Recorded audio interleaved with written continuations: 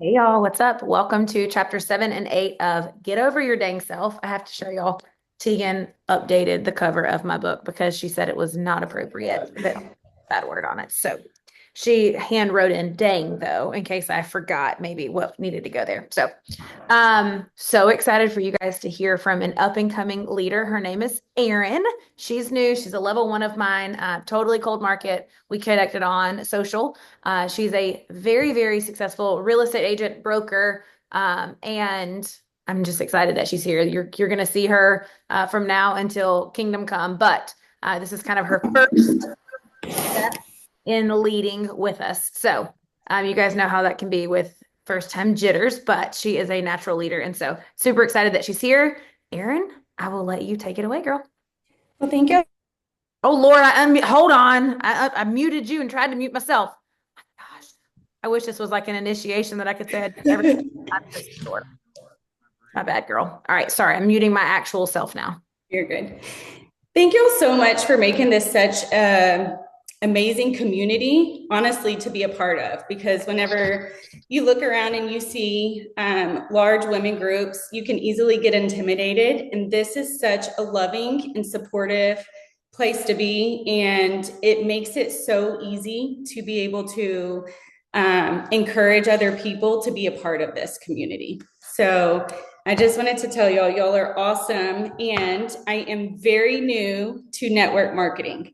So this call is all about everyone participating and chiming in because I'm learning from you guys so much through the group chats and through the communication and so many of your posts and stories. And I just appreciate everyone that has jumped in and helped and encouraged. So tonight, we're talking on chapter 7, I object, which I am new to network marketing, but I am not new to income producing activities. So, the same way that we generate business in network marketing is how we generate business in real estate. So, it's a skill that when you master it in one place, you can duplicate it in any field because it's all about people, it's all about connection.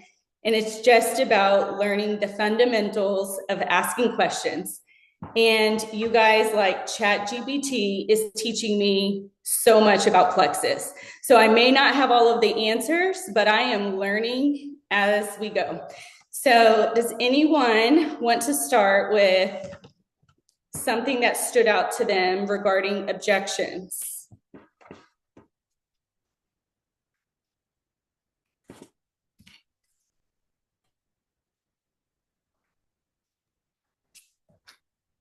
I loved when she said, "Y'all better participate, or we're gonna call on y'all." I loved when she said that objections actually mean that they are leaning in, and I think that that is something that I just intuitively believe. I don't know if I've always believed that or if it's just time in the game, but that is definitely something that I have to remind myself that new people don't know. Like they see an objection as final, they see it as negative. I had to tell a girl, she's new, her name's Lauren, and she was like, well, she was explaining to me the results. And so, but each result had like an emotion attached to it, either like a positive emotion or a negative emotion. And so I just had to remind her that these results, they're neutral. They don't actually have any emotion until you attach a thought to it.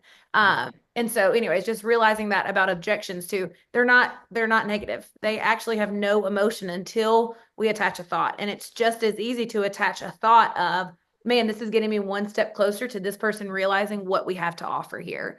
So I Nicely thought timed. that was Oh, really nicely encouraging. timed. That's so good. And so, talking about objections, so in real estate, we have like 5 objections that anybody is going to say.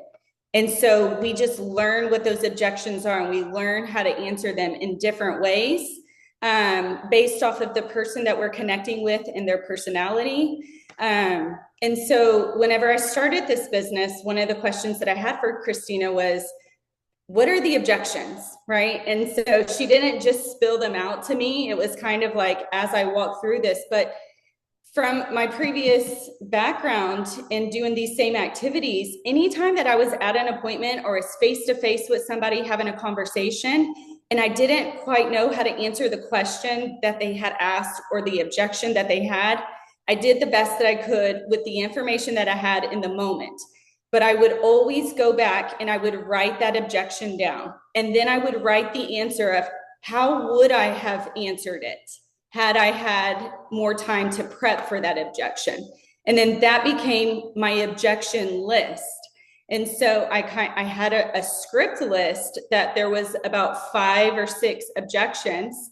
And then I had maybe, 1 to 3 different ways that I would answer those objections based off of the person that I was communicating with. And then one thing that we did, and this is something that, I want to propose here, is we had script practice. And I know people are like, I don't like scripts. They're not me. They're not any of us, right? But it's like when we internalize a dialogue, it comes out of us naturally.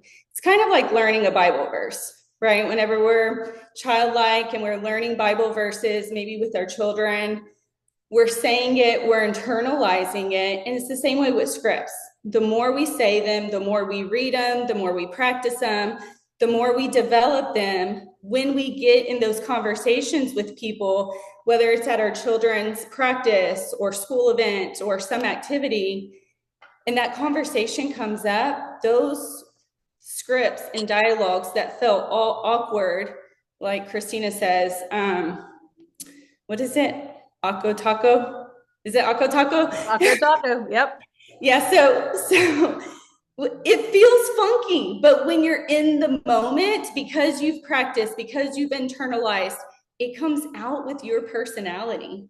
It comes out in a framework that fits you. And so one of the things in looking through this book and looking at these objections, going, these are things that I need to learn, because they're easy for me to type out and put them in ChatGPT. But what about those moments when I'm having that one-on-one conversation with someone on the phone? What about those moments when I meet somebody that I think could benefit from this business? I have to be prepared. And so practicing scripts, even if it's 5 or 10 minutes a day, even when it feels awkward, it's something that I think could benefit our business.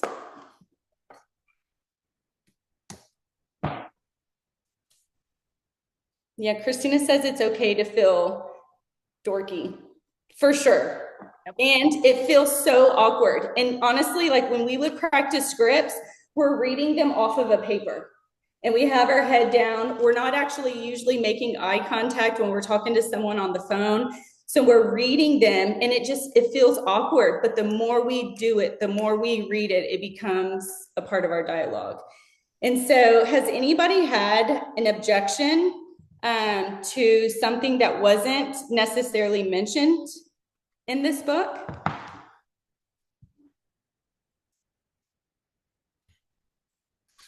I haven't had a different objection, but I think more often than not, and she pointed it out in the book, is that the initial objection isn't really the objection.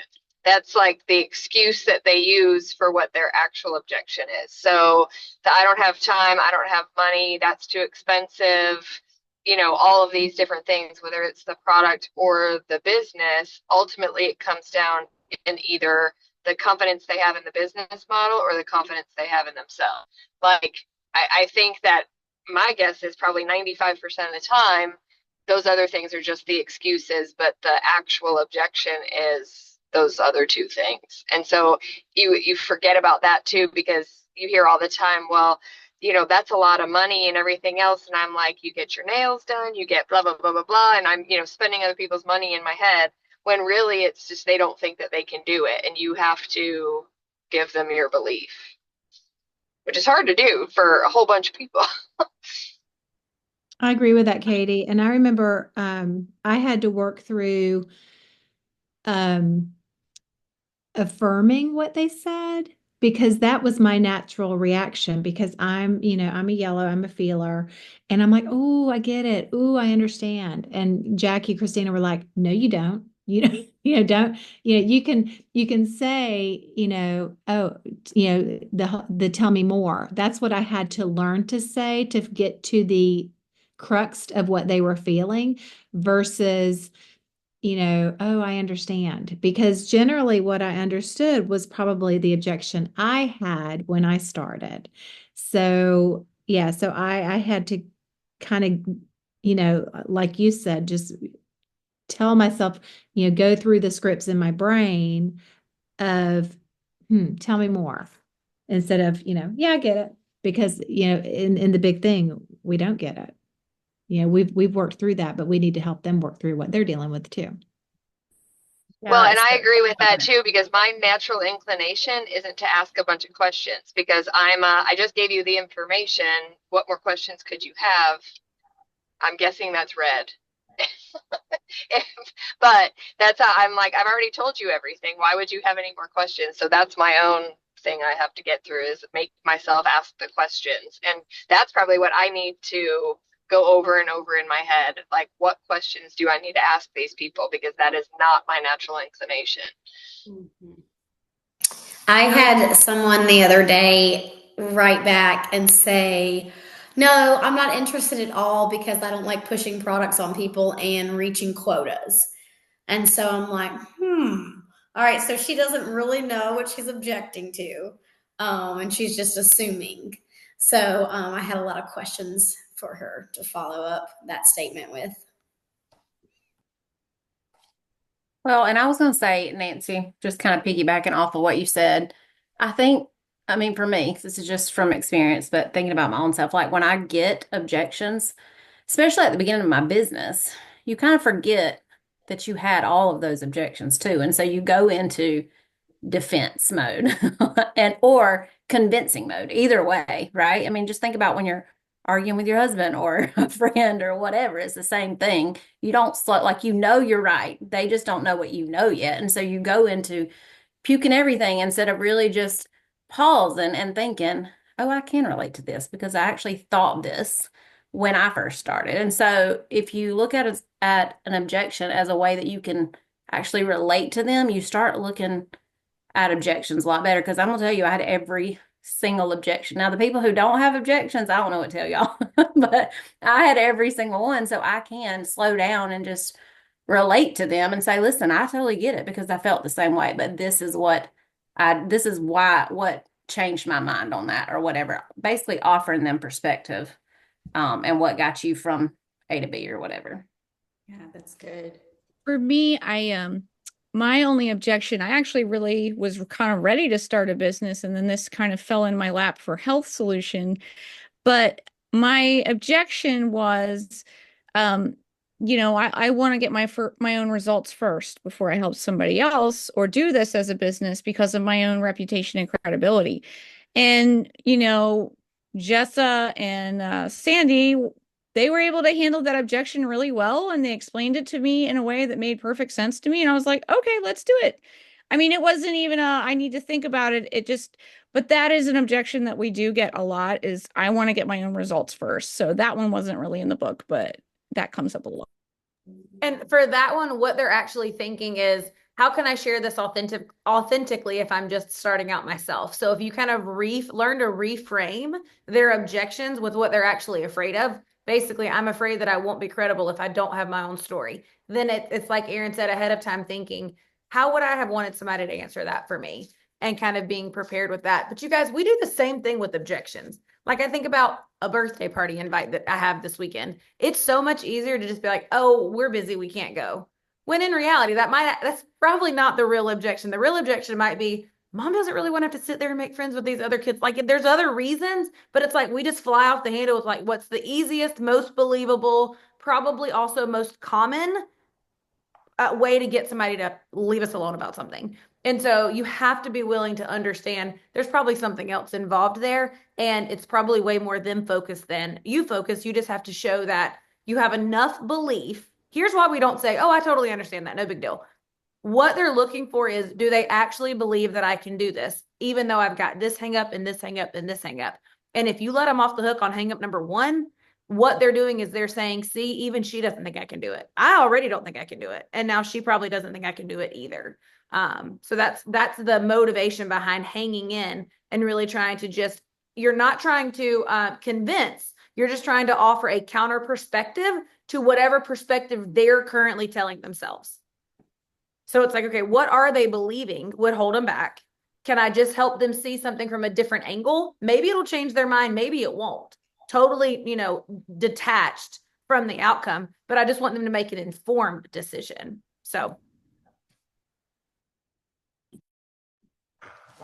And she mentioned a lot about that detachment from the outcome in that too, because and maybe it just stuck out for me because I do get attached. Like if somebody says they're interested, in my mind, they're signing up tomorrow, and that is just not the case.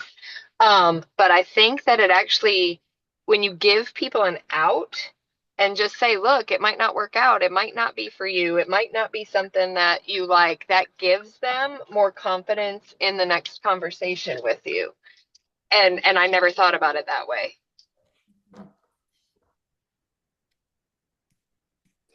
Sorry, I'm driving and trying not to get in an accident while I'm talking to you.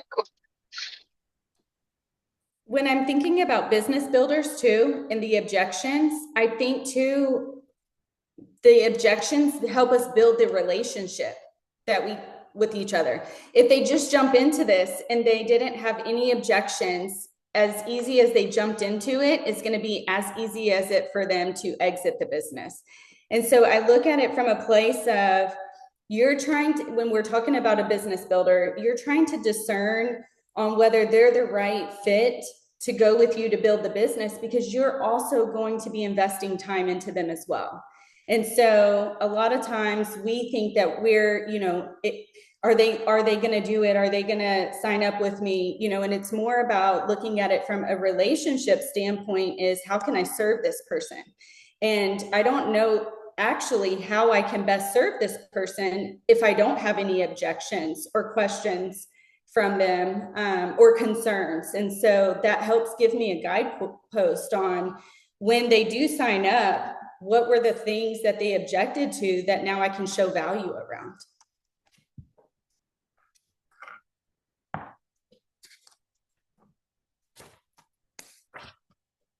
I think it was just really like it summed up the whole like goal and an objection when she said it's our job to explain why their concerns shouldn't keep them from starting a business. Like objections are normal, and so it's just our job to help them see why, like, hey, that actually is very normal, and here's why you can still build a business here. It makes it not, because I don't like anything that feels confrontational. And so an objection to me has always felt like, ooh, like, and I want to go in like my turtle shell because like I want to make them happy. And I feel like for whatever reason it's a confrontation. But if you look at it from that viewpoint, like, no, they're just telling you their fear, and then you're showing them why that doesn't have to hold them back. It doesn't feel so scary that way. It still feels scary, but it doesn't feel so scary. Has anybody used the feel, felt, found whenever handling that? Because I feel like that's really like where we can relate to them. I understand how you feel because I felt that way too. And then being able to provide value.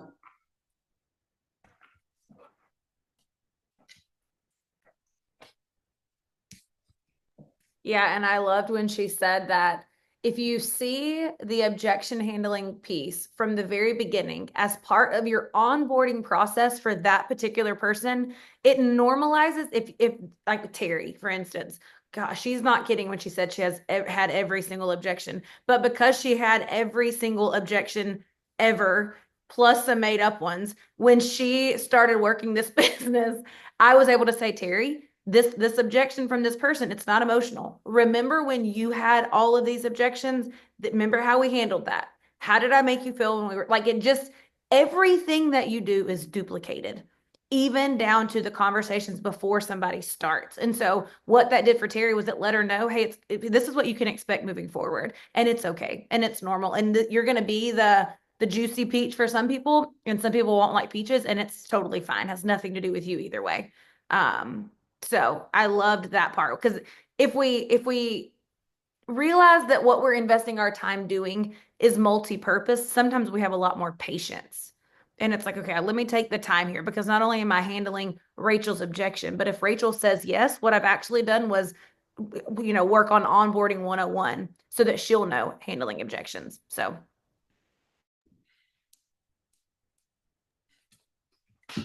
I was going to say too that I constantly have to just put myself back when I started. Anytime I'm feeling icky about anything, just because I didn't feel icky when someone approached me about the things. So I have to constantly like regroup in that aspect. Like I didn't feel that way. So why do I always think someone else is going to feel that way? So that helps me too.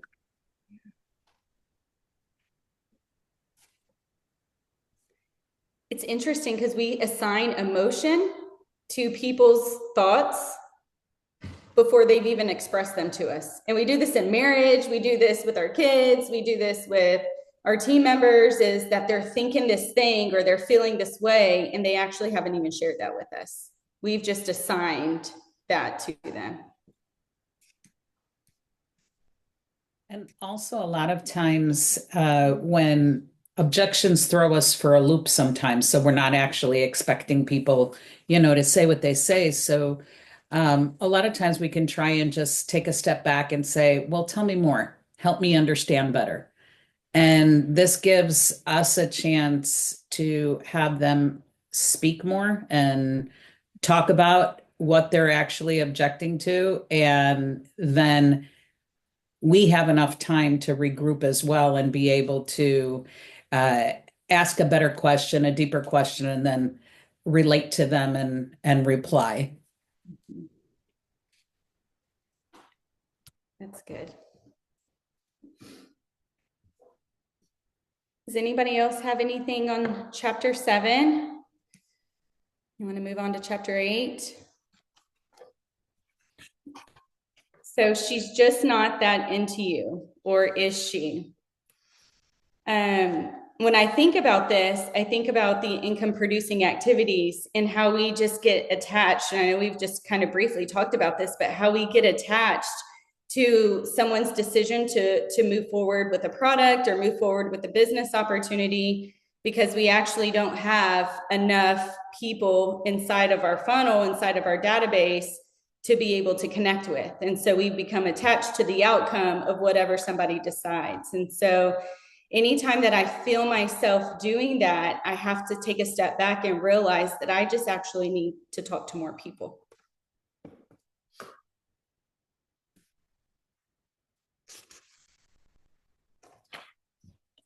What are your thoughts on chapter 8? I think sometimes with chapter 8, hey guys, hey Maddie Sue.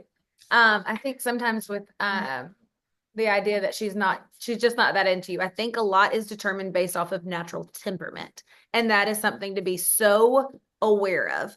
You guys, and if you watch my stories, I'm reading this book right here called I Said This, You Heard That. Comes with a little assessment code. It's very fascinating and very neat. But some of us are more predisposed to assume she's just not that into us. Some of us are more predisposed to arrogantly think, oh, yes, she is. And it's very important to know where you fall on that scale so that you can temper your language and your communication to meet or match that person. Go find a dad. Go find a dad.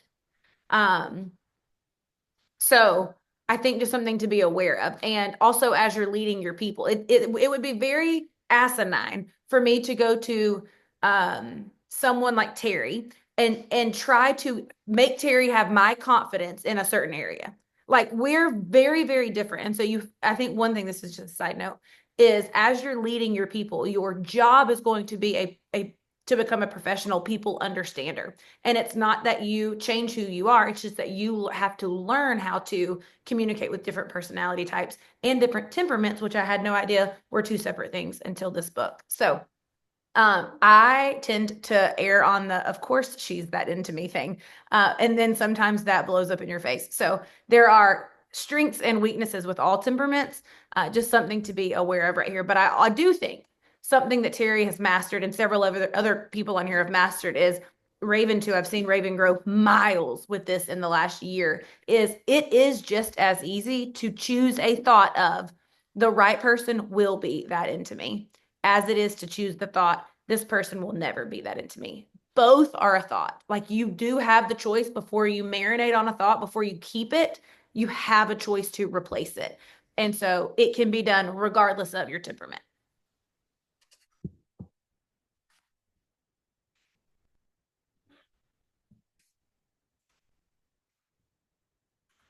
Well, she pointed out too that most of the time when people are stuck in your funnel, it's because you haven't asked enough questions, which makes sense because if you haven't asked enough questions and you haven't offered enough information for them to make a decision, like to make an educated decision for themselves.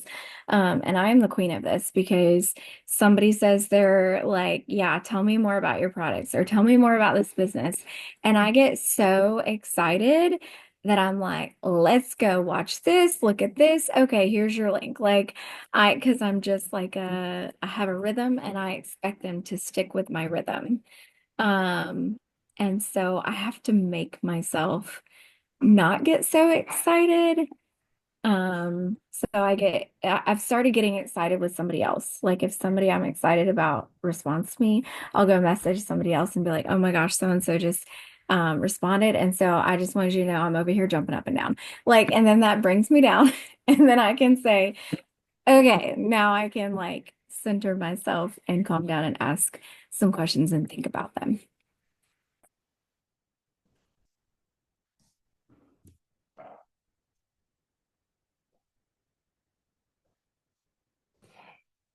I think what's interesting in here too is she said your first thought should always to give the person the benefit of the doubt. And I know we've been talking about that, but it's just reframing our mind. You know, so many times we can message somebody or we can get back with somebody and then they don't respond. And maybe they don't respond the rest of the day or the following day, and we can assign a thought to them. That they weren't interested, or did I say something wrong, or did I not provide enough information? And just going back and just going allowing that to be, and giving people the benefit of the doubt that they have something going on in their life, and they may still be interested in the product and the information, they just haven't been available to sit down and take a look at it.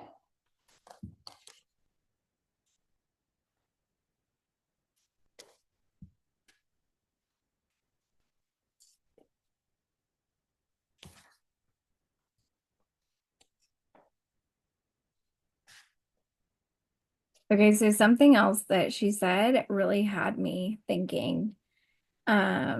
She talked about like if you were hiring somebody and you were gonna like pay them out of your pocket to show up for your work, and they're not showing up, like they're not responding, they're not calling you at the time or answering your phone call or whatever.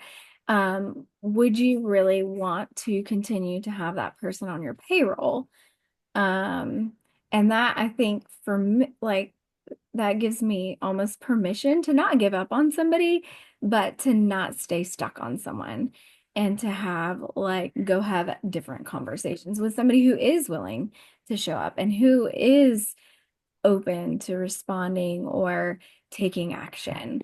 So like not like just writing them off, but going and having different conversations.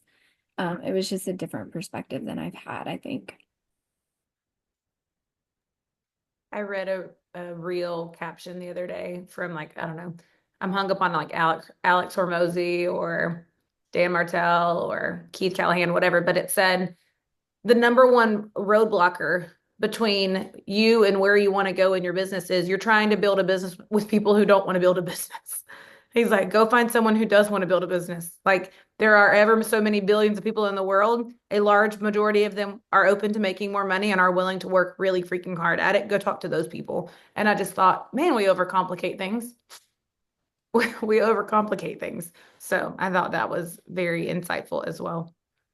And I agree, Rachel. I mean, it's not a matter of writing them off. You let them know where you stand and you continue to call out their potential. Here's what happens if you don't call out their potential. I told Kristen this earlier today. There was somebody that she really wanted to reach out to. She was very intimidated and nervous to do so. We all can relate to that. And I told her, I said, well, here's the risk that you're running if you don't reach out. I had a teacher. I was probably a year or two into building this, still teaching full time. And she pulled me aside one day in person and said, I have a question. Is the reason you've not brought Plexus up to me because you think I'm too fat for it to benefit me, or because you think I could never do what you do? And I was like, no, but neither were true. What was actually true was that I was intimidated. She was the lead teacher on our team. I had taught underneath her for a couple of years. I just ridiculously assumed if she is interested, she knows what I'm doing, she'll ask me. And in her brain, she thought if I could do it, she would ask me. And so, anyways, it was, let me save you from that awkward conversation. So just know the people that you're intimidated to ask, the right ones will be thinking, man, if she thought I could do it, why hasn't she brought it up to me yet? So That's good. Today, I was so like pumped up from the challenge you have us doing where we're sending all the messages. And then also, I had just re listened to this because I listened to these chapters before the cruise and then hadn't listened again. So I didn't have myself all pumped up today. And a white line, or not a white line yet, messaged me and was like, hey, can you turn off my sub? And I used to would have been in my feelings. Like that would have immediately sent me into panic mode, grasping for straws. And instead, because of all of the work we've been doing and through listening to the chapters, I was like, okay, why? I know she loves the products. She's quit before and came back because she was like, I feel like crap when I'm not on these. So we know she loves it. Let's start and ask questions. And so I asked some questions and she's like, honestly, it's just money. Like I can't afford it. My doctor's going to give me a prebiotic and a probiotic. They're way cheaper. I'm on retirement income. It doesn't stretch. And I'm like, okay, I know we've talked before about the business. Me and ChatGPT had a conversation about her. I'm like, help me re-advertise the business to her without losing my empathy because I struggle in that area. We brought it back up again. It was a great message. I felt really good about sending. She was my doctorate, or she's a doctorate. She has her doctorate and was my doctor in college. So like I'm intimidated by her. I feel like I'm talking to my grandma. So I got all that out. It didn't work. She's like, nope, still don't want to sell. I'm like, okay. I put the phone down. I walked away. I'm like, how else can I save this? I went back and looked at her perk points and I'm like, hey, you have 1,150 perk points. That is $115 that you're throwing away that you earned when money's tight right now. How about we revisit our options right now? Let's go ahead and utilize these perk points on your next subscription for next month. And then we can figure out what we can do from there. It's not buying me all of the time. She might still quit next month, but I got a whole nother month out of it. And she knows that I put her first above the sale and above everything else because I cared about her. And she's probably going to come back again because that doctor's prebiotic and probiotic is not going to replace Fab Four. So it like this book was the perfect timing for all of the things. So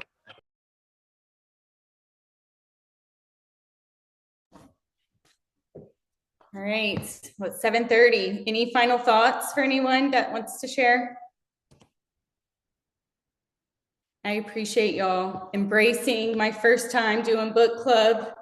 And I just want to say, like, the coaching call also on Thursday was awesome. And I learned so much from you guys every time that you put yourself out there, that you're vulnerable, that you open up about your struggles, because it definitely inspires new people like me to continue taking steps forward and continuing to do the uncomfortable things. absolutely. The good news, Erin, you crushed it. The bad news is when you excel at something, then the expectation is you will come back and do it again. So thank you so much. We appreciate you. This will not be the last time that we see you leading for sure. So thank you for pouring into us tonight. And we'll take a few minutes. You guys, we have Bob Hiley tonight. I don't know if you guys know what a big deal that is, but you have plenty of time to call your friend and say, hey, listen, I know you don't think you're going to do a network marketing thing, but come hear from an industry expert who teaches how to do this from a love and serve standpoint. Just come hear him out. So if everybody on this call goes and grabs one friend to jump on with them, imagine the impact that could have in your business. What if Bob's approach is exactly what turns someone onto this opportunity? So go potty, get your kids tucked in bed, whatever, and we will see you guys in about 25 minutes. Hey, before you click off, can I just ask a personal prayer request? Yeah. Since I know all you ladies are